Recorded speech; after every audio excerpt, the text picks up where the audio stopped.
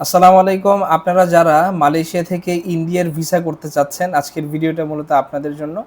আপনারা অনেকেই ইন্ডিয়া ঘুরতে যেতে চাচ্ছেন অথবা অনেকেই আপনারা ইন্ডিয়া গিয়ে আপনারা রোমানিয়ার এম্বাসি ফেস করবেন অথবা অন্য যেকোনো এম্বাসি ফেস করার জন্য আপনারা অনেকেই কিন্তু ইন্ডিয়ার ট্যুরিস্ট ভিসা করার জন্য আগ্রহী এবং আপনারা অনেকেই জানেন ২৮ জুন থেকে বাংলাদেশ থেকে কিন্তু ইন্ডিয়ার ভিসা চালু হয়েছে ট্যুরিস্ট ভিসা এবং জুলাইয়ের ১ তারিখ থেকে কিন্তু মালয়েশিয়া থেকেও ইন্ডিয়ার ট্যুরিস্ট ভিসা ওরা অ্যাপ্লিকেশন গ্রহণ করা স্টার্ট করেছে।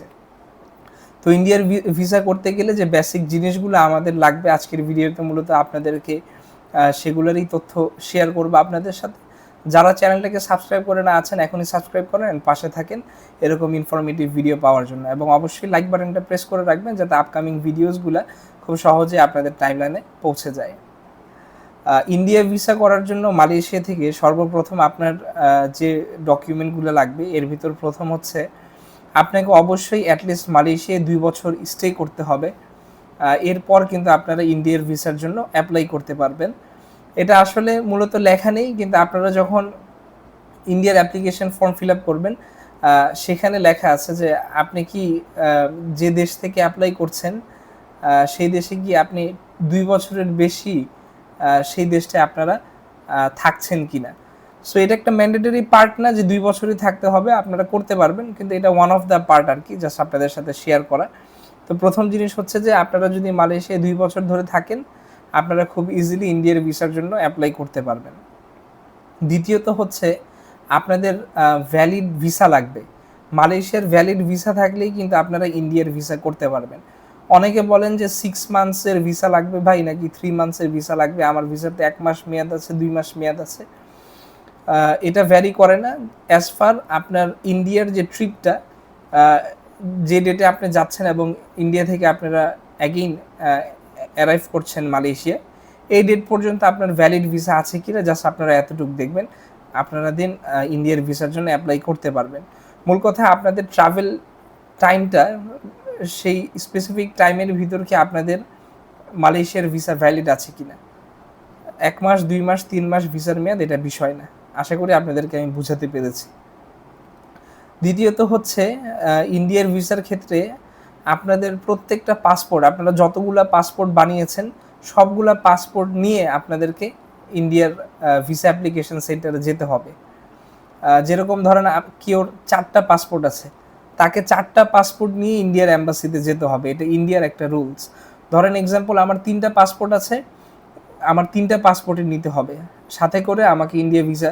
৩টা পাসপোর্টই ফিজিক্যালি, ফটোকপি না, ৩টা ফিজিক্যালি পাসপোর্ট আপনাকে ক্যারি করতে হবে ইন্ডিয়ার ভিসা অ্যাপ্লিকেশন সেন্টারে। লাস্ট পাসপোর্ট পর্যন্ত, যে পাসপোর্টে আর লেখা নেই যে প্রিভিয়াস পাসপোর্ট নাম্বার হচ্ছে এইটা, সেই পাসপোর্ট পর্যন্ত অরিজিনাল ফিজিক্যাল পাসপোর্ট নিয়ে আপনারা অ্যাম্বাসিতে যাবেন, ফটোকপি হলে কিন্তু হবে না। এরপর আপনাদেরকে ব্যাংক স্টেটমেন্ট প্রোভাইড করতে হবে। ব্যাংক স্টেটমেন্টে আপনারা মিনিমাম ২,০০০ টাকা, মিনিমাম কি মানে তারা বলেছে যে ব্যাংক স্টেটমেন্টে ২,০০০ রিঙ্গিট ব্যালেন্স আপনাদেরকে শো করতে হবে। সো আশা করি যে এগুলা খুবই বেসিক ডকুমেন্ট, সবার কাছে এগুলো ডকুমেন্ট আছে এবং তারা বলেছে যে হোটেল অ্যাকোমোডেশন এবং ফ্লাইট টিকিট এগুলো আপনাদেরকে জমা করতে, এবং এর পাশাপাশি অ্যাপ্লিকেশন ফর্ম করতে গেলে আপনারা একটা পার্ট পাবেন যেখানে লোকাল রেফারেন্স নেম চায়। সো সেই ক্ষেত্রে আপনারা যে কোনো ইন্ডিয়ার ফ্রেন্ড থাকলে তার নাম, তার বাসার ঠিকানা, তার ইন্ডিয়ার ফোন নাম্বার এগুলো আপনারা তার থেকে নিয়ে নেবেন। অ্যাপ্লিকেশন ফর্মে আপনাদেরকে এগুলো ফিল আপ করতে হবে, কাইন্ড অফ একটা রেফারেন্স আর কি। এবং অ্যাপ্লিকেশন ফর্মটা আপনারা ওয়েবসাইট থেকে, ইন্ডিয়ার অফিসিয়াল ওয়েবসাইট থেকে, গভর্নমেন্টের অফিসিয়াল ওয়েবসাইট থেকে আপনারা অ্যাপ্লিকেশন ফর্মটা ফিল আপ করে ফেলবেন। এবং আরেকটা জিনিস যেটা ভুলবেন না, আপনারা পাসপোর্ট সাইজের ছবি যেটা 2 ইঞ্চ টাইমস 2 ইঞ্চ মানে 2 inch by 2 inch white background borderless print আপনারা 2 কপি সাথে করে ভিসা প্রসেসিং সেন্টারে নিয়ে যাবেন। এবং কেউ ওয়াকিংয়ে আপনারা ইন্ডিয়ান ভিসা প্রসেসিং সেন্টারে যাবেন না, আপনারা অবশ্যই অ্যাপয়েন্টমেন্ট নিয়ে নেবেন, অ্যাপয়েন্টমেন্টের লেটারটাকে সাথে করে প্রিন্ট করে নেবেন, দেন আপনারা ইন্ডিয়ান ভিসা অ্যাপ্লিকেশন সেন্টারে যাবেন। আরেকটা তথ্য হচ্ছে যে আপনারা অনেকে হয়তো ভাবেন যে ইন্ডিয়ার অ্যাম্বাসিতে হয়তো যাওয়া লাগবে।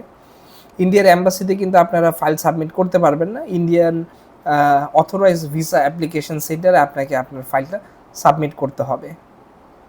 তো আশা করি আপনাদেরকে মোটামুটি সব পার্টি আমি কভার করেছি। ইন্ডিয়ার ভিসার ক্ষেত্রে যা যা আপনাদের প্রয়োজন হবে।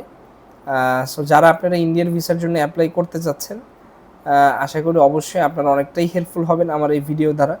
এবং আমরাও কিন্তু অ্যাপ্লিকেশন প্রসেস করে থাকি। আপনারা যারা এম্বাসি স্ট্যান্ডার্ডে আপনাদের ডকুমেন্টগুলো রেডি করতে চাচ্ছেন, আপনারা আমার সাথে যোগাযোগ করতে পারেন। ডিসক্রিপশনে আমি আমার ফোন নাম্বার দিয়ে দিব।